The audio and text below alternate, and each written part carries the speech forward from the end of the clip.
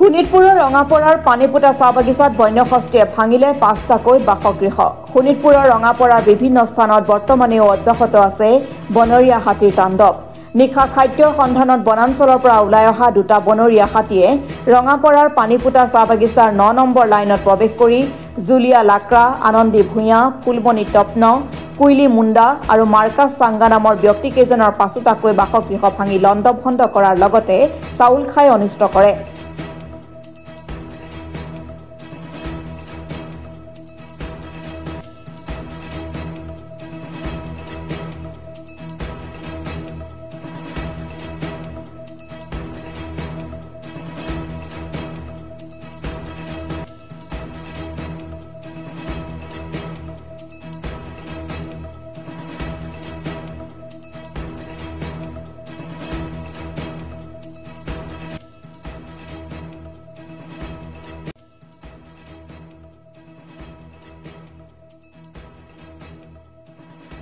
পিছত ৰাইজে কোনোমতে হাতীকেইটা খেদি পঠিয়াবলৈ সক্ষম হয়।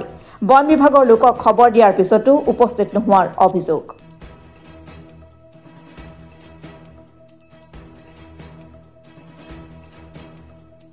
কি নাম আপোনাৰ? মাৰ্কাছ। অমৰ মাৰ্কাছ। কিমান সময়ত আহিছিলে হাতী? 12টা মান আহিছিল। 12টা মান। আপোনালোকে গম পাইছিল নাই হাতীখন? গম পোৱা নাই। পলালে আপুনি? আপুনি পলালো। কি কি ভাঙিলে আপোনালোকে? এই টেবুল আৰু বাচন চাচনবিলাক ঘৰো ভাঙিলে? ঘৰ চৰ ভাঙিছে? ধান চান খাইছে নেকি? চাউলবিলাক খালে। চাউল খাইছে?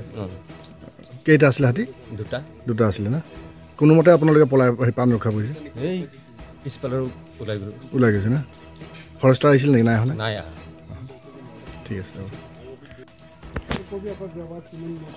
হাতী কিমান সময়ত আহিছিলে?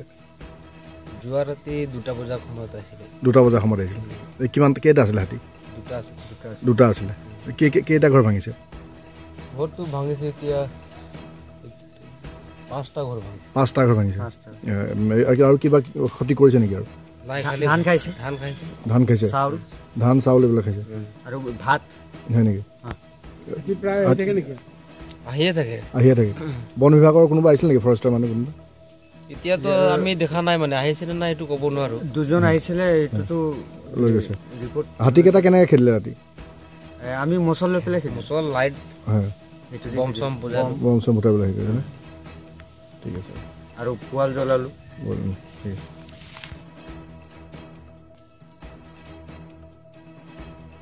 Bureau report, Assam today.